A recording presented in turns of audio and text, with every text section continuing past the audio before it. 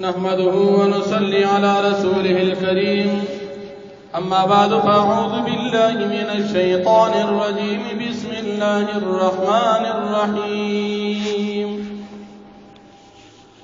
إنما كان قول المؤمنين إذا دعوا إلى الله ورسوله ليحكم بينهم أن يقولوا سمعنا وأطعنا أولئك هم المفلحون ومن يطع الله ورسوله ويخشى الله ويتقه فأولئك هم الفائزون صدق الله العظيم سورة النور اتلسم پارا یو پندوستم نمبر آیت دی د دې رکوع د مخکې رکوع سره ربط او مناسبت دادي چې په مخکې رکوع کې د منافقانو قباحتونه بیان شو په دې رکوع کې هم د منافقانو قباحتونه ذکر کیږي الله رب العالمین په دې رکوع کې د مؤمنانو کمالات او صفات ذکر کړي چې مؤمنان کله د الله دین ترا اوبل شي د پاره د فیصله نو مؤمنان وی چې موږ د الله او د پیغمبر فیصله وریدلو موږ یې منو الله فرمایي چې دا خلق کامیاب خلق او د دې خلقو د لفظ د مؤمنین اولنی مصداق د نبی کریم صلی الله علیه وسلم په دور کې چې کوم مسلمانانو چې هغه ته صحابه کرام ویل شي دا د غوی د کامیابی اعلان الله پاک کړی دی چې دا الله او د دین تابعدار او دا کامیاب خلق دي اوس چې کوم کسان صحابه کرام په سبب دي ردی وای دا د غوی د قران مخالفت او دشمنی ده بل الله پاک فرمای د کامیابی درې سيزونه دي مدار د کامیابی په درې سيزونو باندې اول دا الله د پیغمبر تابعداري و من يطع الله ورسوله ویم د کامیابی مدار په خشیت الهی باندې دا الله رب العالمین نه یرا چې انسان د الله نه یریږي ګناه باندې کوي او درې مدار د کامیابی تقوا چې انسان د الله رب العالمین نه یریږي او د ګناهونو ځان ساتي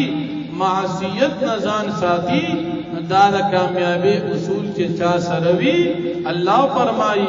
فاولائک هم الفائزون چې دا خلق چې دي دا کامیاب خلق بیا الله رب العالمین د منافقانو حالت ذکر کړي منافقانو په نبی کریم صلی الله علیه وسلم ته مضبوط قسمونه خوړل ته مونږ ته حکم کوا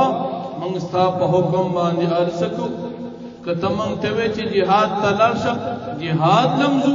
مونږ کو ساره خبره منو الله فرمایي چې دې منافقانو توي قسمونه مخوري قسمونه مخوري د دې پیغمبر تابعداري او کې پته بولږي تابعداري نه کوي ایمان مزره کې نشتا او وسه قسمونه خوري ها کتا سو فضل کې دنکم کفر دی دا ګور د الله نه پټ نه دی نبی علیہ السلام تبا قسمونه اخری ذکر د تستاسو د زرونو حال معلوم ندی ذکر د زرونو پرازونو خبردار ذات الله رب العالمین دی هغه پتا سو باندې پیری سچ مخامخ کوي او سچ بزره کې ساتي د دې ټول هر څه علم الله دی نو قسمونه مخری د الله د پیغمبر تابعداري او کوي په دې کې تاسو نجات بیا الله رب العالمین نبی کریم صلی الله علیه وسلم ته تسلی ورکړي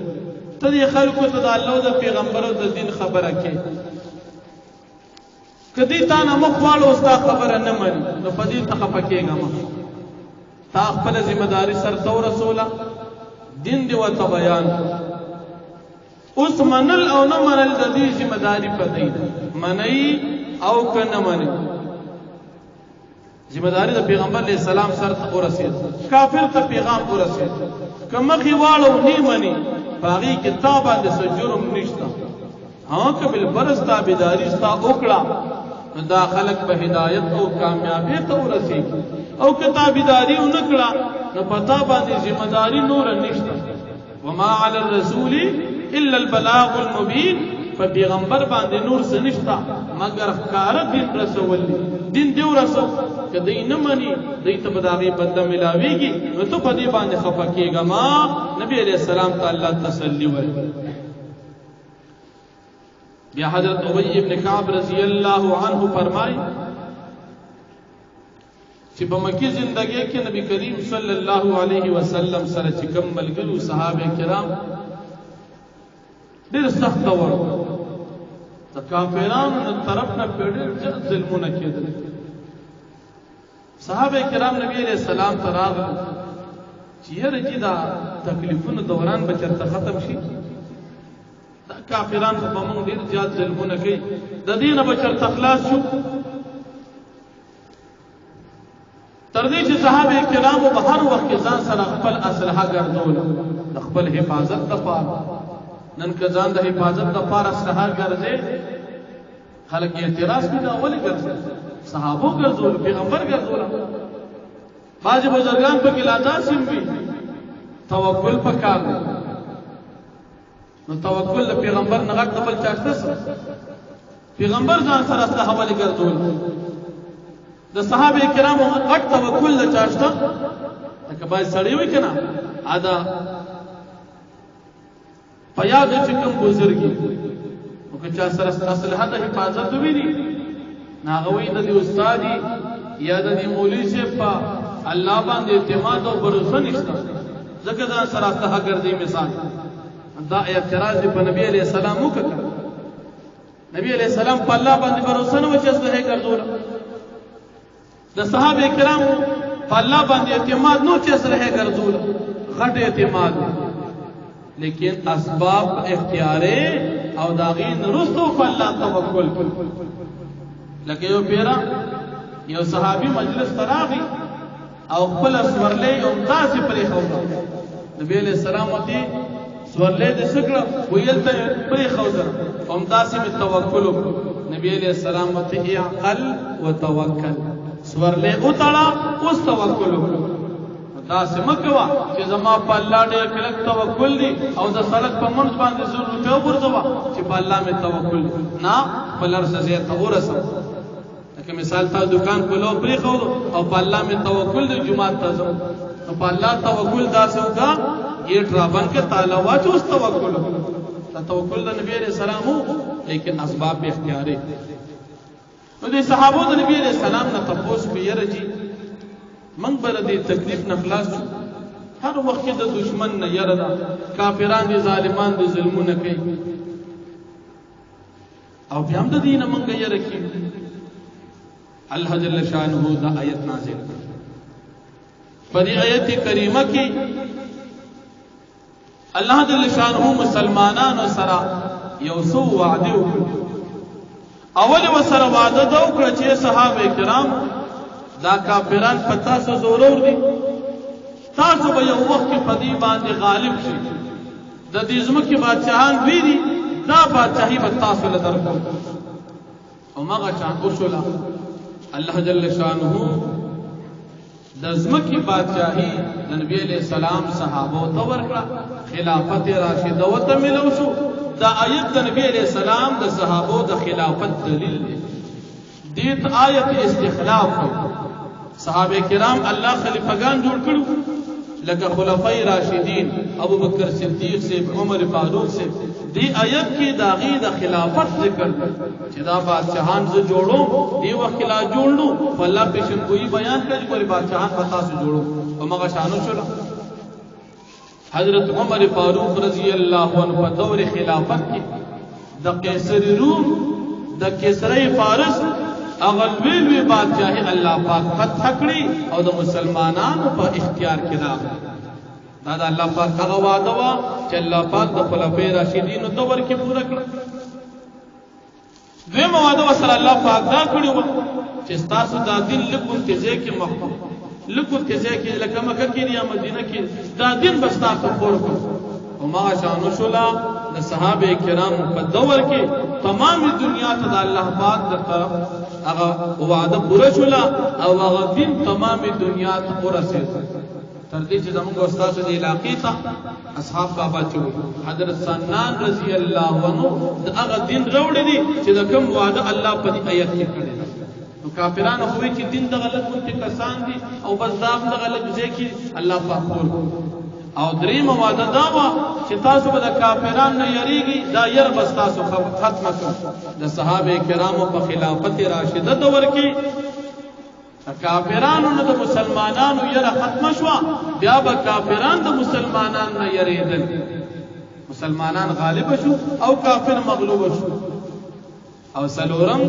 چې دا مسلمانان به بغیر خوف او خطر د الله عبادت کوي، لکه کافران به مسلمانانو ته عبادت کو سکیدل او تکلیف به ورکو، نو الله فرمایي چې دا مسلمانان به په اطمینان عبادت کوي. او مغه شان شولا د خلفای راشدین چې کوم دورو باغی کې الله پاک د مسلمانانو امن،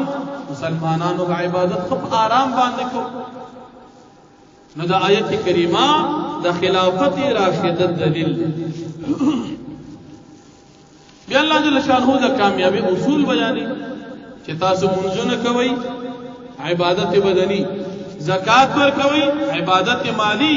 او د نبی کریم صلی الله علیه وسلم تابعداري کوي د دې لپاره چې په تاسو باندې الله رحم کیږي. بل دا کافران دي نو کدی ډیرم کفر کوي خدا الله نه بچ کیږي نشي او دی الله پاک سره مقابله نشي کولی.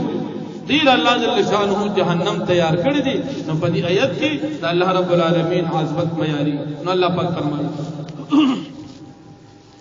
انما كان قول المؤمنين يقينا وینا د مؤمنانو اذا دعوا الى الله کله چې دوی راوبلل شي الله تا ورسوله او رسول د الله تا ليحكم بينهم د پاره دي چې فیصلو کې په مابین د دوی کې ان يقولوا سمعنا واطعنا دا چې دوی بوای سمعنا منګ د الله او د پیغمبر فیصله ووریدلا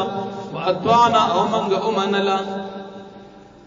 پرونی درس کې تیر شو چې دي منافقانو به منګ ووریدل لیکن منونا، مؤمن بسوي چې منګ ووریدل او منګ منو. واولئک هم المفلحون او دا کسان چې دوی کامیاب دي. ومن يطع الله ورسوله او هر هغه څوک چې د الله تابعداري کوي ورسول او د پیغمبر تابعداري کوي ويخشى الله او دې یریږي د الله پاک نه ويتقي او دې تقوی اختیاري د ګناهونو نه ځان ساتي. اولئک هم الفائزون پس دا کسان چې دوی کامیاب دي. واقسموا بالله جاد ايمانهم او دا منافقان قسمونه کوي په الله باندې مضبوط قسمونه. لئن امرتهم ليخرجن کچر تدوی ته حکم کی خامخا بدی اوز جهاد تا دیدا قسم قل تو فرمائے پیغمبر علیہ السلام لا تقسموا تاز قسم نمکوي طاعت معروفا تابداری مطلوب دستا سنا طاعت پکار دی پیغمبر علیہ السلام د شریعت. ان الله بشک الله پاک خبیر خبردار دی بما تعملون فعمل استاس باندې. قلتو فرمائے پیغمبر علیہ السلام اطیعوا اللہ دا اللہ تابداریوں کئی واطیعوا الرسول تابداری دا پیغمبروں کئی. فإن تولوا پس کے چرتا سمخوارو اے کافرانو فإنما علیہ پس یقینا دا پدی پیغمبر علیہ السلام باندی ما حق ذمہ داری حملا چې د دې ته حکم شوی دی چې غنن رسول دی وعلیکم او د پتا سباندی ذمہ داری ما دا غسو حملتم چې پتا سباندی مقرر شوی د پیغمبر تابعداری. وان تطيعوه تهتدوا کچری تاسو تابعداری د پیغمبر کو هدایت به بیامومي. وما على الرسول الا البلاغ المبين او نشته دی په پیغمبر باندې مگر رسول ښکارا. وعد الله الذين امنوا منكم وعد کړه الله پاک دې کسانو سره چې ایمان نوړي دي منکم استاسنا مراد دې صحابه وعمل الصالحات او دوی عمل نکوي دنه کې لا يستخلفنهم في الارض خامخابا الله پاک خلیفگان جوړ کی دی پزمکه کی کما استخلف الذين من قبلهم لك الله پاک خلیفگان جوړ کړي وا کسان چې مخکې د دوینو مراد پیغمبران. ولا يمكنن لهم او خامخابا قدرت ورکړي الله پاک بیتا مضبوط بکې د دوی د پارا دینهم الذي دین د دوی اغا ان تدوالم چې الله پاک وکړي دي د دوی د پاره ولا يبدلنهم او خامخاب الله بدل کی د دوی د پاره من بعد خوف پس د ير د دوی نه امن یا رب ختم کی یعبدوننی بی با عبادت کوي زما لا یشرکون به شیئا دی بشرک نه کوي په ما باندې د هیڅ ومن کفر بعد ذلك اور غسو چې کفر کو پس د دینا فاولئک هم الفاسقون پس دا کسان چې دوی فاسقان او کافران دي واقیموا الصلاة واتوا الزکاة او تاسو قائم کې منزور کې زکات واطیعوا الرسول تابعداریو کې د پیغمبر لعلکم ترحمون د فرادی چې په تاسو باندې رحم وکړي شي لا تحسبن الذين كفروا تګمان مکو په کسانو باندې چې کافران دي معجزین فی الارض چې دی عاجزی کوونکې دی الله لرا فی الارض پزمکه کې دی بچی د الله پاک نه پدې زمکه کې نه پدې باندې یریګه ما ګمان پیدا مکو دی الله د عذاب نه بدوی بچ د کافران و مأواهم النار او ټکانه د دوی جهنم اور دی ولبئس المصير او ډیر بد د ورتو د جهنم